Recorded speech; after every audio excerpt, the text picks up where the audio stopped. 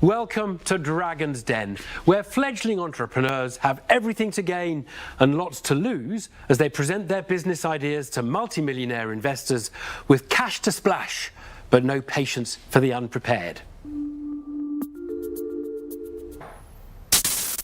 Next into the den is Belgian entrepreneur Hélène Guillaume, who started the day early to prepare to take on the dragons. I did my morning qigong and meditation, so I feel empowered. Having been a rugby player and taking hits, but also doing very long endurance races, I'm used to resilience.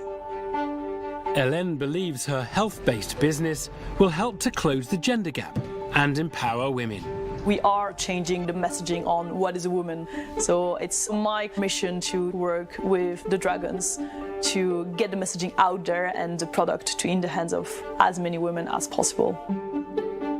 It's a bit of a bold statement to hit us with. I'm interested to see what comes through them doors.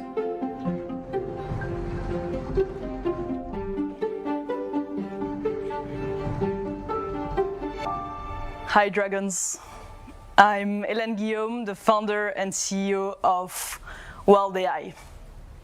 I have breaking news. Women are not men, and the world didn't care. 80% of the medical research is still done on male mice, whereas our bodies are very different. Women go through these big life stages when we have our first periods, trying to get pregnant, miscarriages, post-pregnancy, menopause that heavily impact our daily life.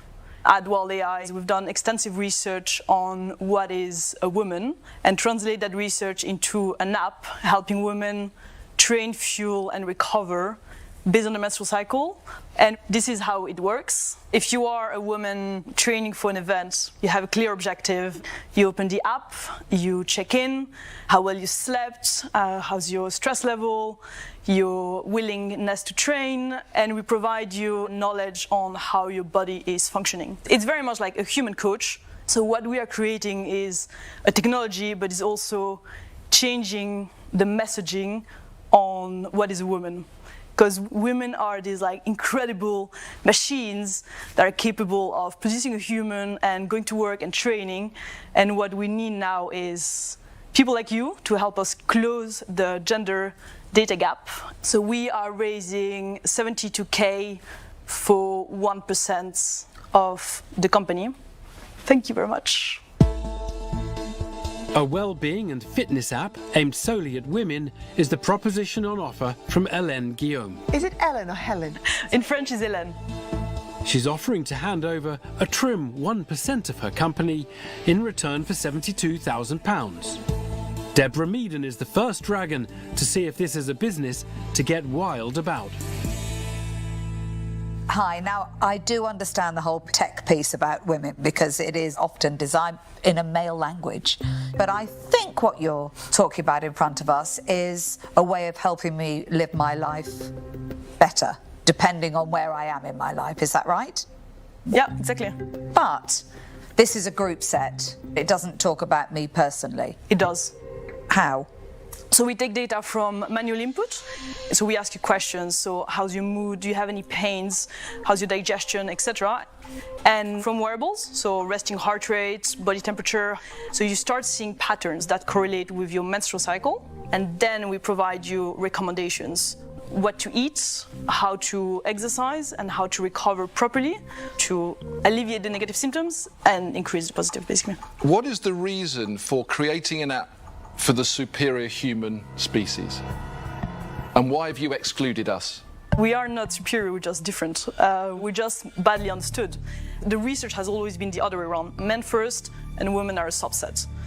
So what we've done is we flipped it. We have huge advantages of being on women only, is that we're basically nearly the only one. So it puts us, marketing-wise and positioning-wise, incredible, and the messaging is very, very powerful as well. Hélène is confident she can capitalise on a gap in the market for a female-focused well-being and fitness app. Now, Tej Lalvani wants to know how her cache of data is turned into cash. Tell me about your revenue model, how that works. Is it when you're recommending products or you're recommending supplements and people advertise on it? Is there a subscription model? How does it work? So it's going to be subscription to start with, and then there is this product placement. Here we have a very interesting selling propositions for companies like supplement companies or nutritional companies. Right, so you get maybe a revenue share from that, but essentially it's subscription. To start with.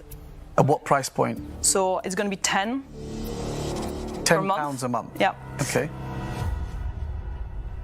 There are a lot of free information apps for women.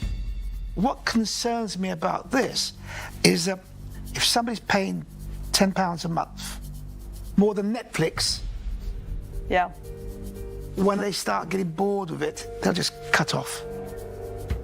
On the revenue, unlike a lot of products, we are adding a lot of value all the time, which is quite unique and exceptional. We have 60% monthly active users right now, and the reason why women are so active is because they're learning a lot and they feel like they are being heard and it's personalized. LN stands her ground when it comes to the app's pricing, with claims it offers bespoke advice to women. Has she convinced the dragon who fits into her target market? I've got two concerns. If I just think of me as a user, I have several apps on my phone. I have all the right intentions of doing this stuff on a daily basis and inevitably drop off. And I don't have any app that I pay £10 a month for. So you need to convince me on your pricing model. We are right now, the first pool of women is women who are exercising for specific events. I don't know if you've done ever like half marathon or marathon or... I did do a half marathon with Deborah. Yeah. I was a training buddy. Amazing. So when you are in that mood and stamina, you are probably more willing to be entering the day sets. So yes, we are entering through the training, but actually we're really tapping into the life of women. And because they are seeing these changes, they are inclined to pay, because it is actually changing your life. So from my standpoint, taking the business proposition as you've offered it, I am a potential target customer for this product. And from everything you've told me, I don't believe that I would A, make the purchase, or B, continue on with the subscription thereafter and use the product. And so I think fundamentally for me, it just doesn't fit. So I won't be investing and I'm out. Thank you very much. With doubts over the long-term lure of LN's app, Sarah Davies becomes the first dragon out. And Tuka Suleiman has questions over the amount of the company LN is willing to give away. I think you've got something, but I can't work out where the 7 million valuation comes into play. Yep. And I don't know if you know that I don't get out of bed for 1%. Right? But you're out of bed. I'm out of bed.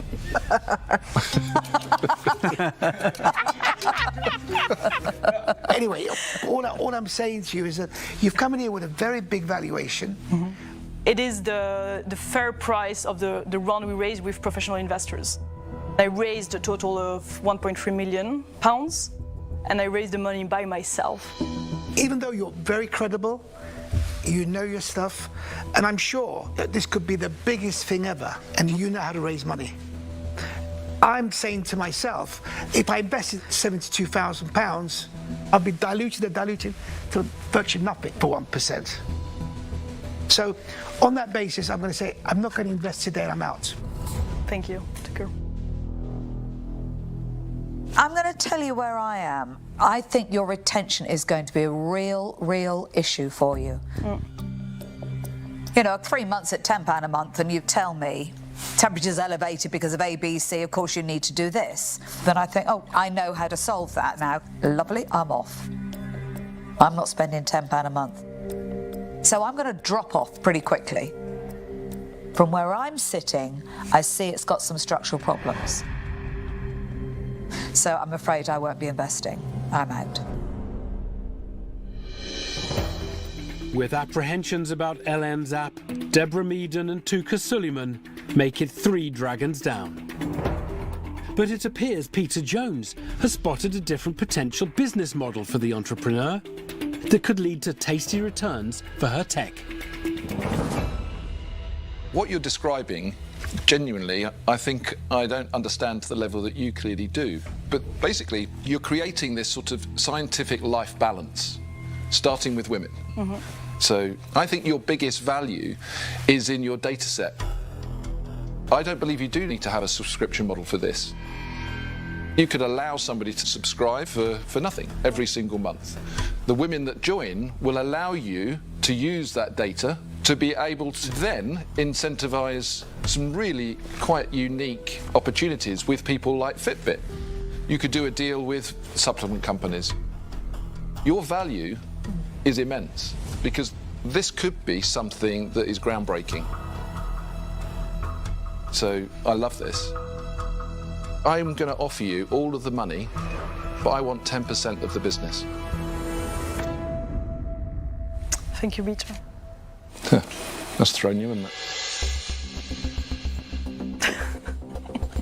In a surprise move, Peter Jones offers the £72,000 LN came for, but wants 10 times the equity offered in return. Will Vitamin King Tej Lalvani see a possible synergy with his portfolio of products? That leaves me. I think you're very impressive. I think I can help definitely in areas on how to personalize the supplements for individuals, sports nutrition, and that plays a big role in terms of the exercise and the diet aspect of that. So I will make you an offer too, and that's for all of the money for 10%. Thank you, Tej. Tej Lalvani matches Peter Jones by asking for a 10% stake in Helen's company. So now I need to think. Now you need to think. Let me talk to Will. But both offers mean the entrepreneur would have to give away considerably more equity than the 1% of the company that she's put on the table. It's either nothing or everything. But Helen's got a track record of resilience, and it seems she's far from finished when it comes to negotiating. Thank you for the 2 offers. I do think that each of you have this incredible network around you and proven records. Unfortunately, I cannot give 10% of the company for 72K. It wouldn't be fair for my existing investors, unfortunately. What you're trying to achieve, this isn't going to work without access, which without doubt I can unlock. I know women's health better than most people in terms of nutrition here globally. So there's that synergistic fit. If you were willing to review your equity, I would love to discuss that. What's your counter offer? The best I can do is basically 1.03%, which is a tiny bit more. But I would absolutely love to have you. I'm sure on you board. would. That's a huge gap. Ellen, it's not going to work. So on the basis of the fact that you've made that decision, I'm definitely out. Yeah, I'm definitely saying I'm out. Good luck. Good luck. Thank you. A minimal increase in her equity offer leads Peter Jones and Tej Lalvani to cut and run. Hélène leaves the den without a deal, but buoyed by the affirmation of her product. Getting offers from 2 dragons, it has a lot of validation. It's mind-blowing. The way she was engaging with you in terms of questions, I thought there was a chance. Tuka, would you get out of bed for 0.03%? Unfortunately, it did not work out. If I had the chance to go in again, I would go again. I'm a fighter. We are on this mission to empower women